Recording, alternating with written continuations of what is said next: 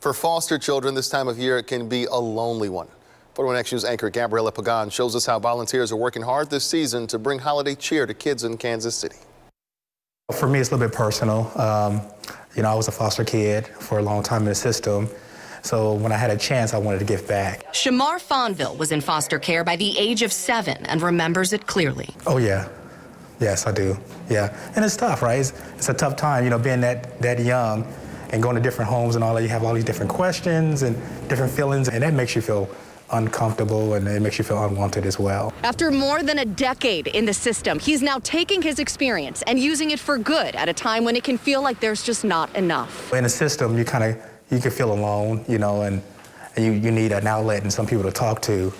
So not really having that kind of outlet, knowing the things I knew about CASA, I knew how important it would be to be a volunteer. Last year in Jackson County, nearly 3,000 children were placed in foster care, but there was only enough volunteers to serve around 1,200 kids. ANGIE BLUMEL is president and CEO of CASA. So you can tell that there is a gap, and how we can fill that gap is by community members stepping up to become CASA volunteers. All you need is a heart for kids, and CASA provides the rest, including training and a background check. We know going into 2021 that the need will be great, and we need to be ready. As for FONVILLE, he's now building traditions he didn't have with his own kids and spending his first Christmas as a court-appointed special advocate. As a kid, it can change. You look at Christmas a little bit different, right?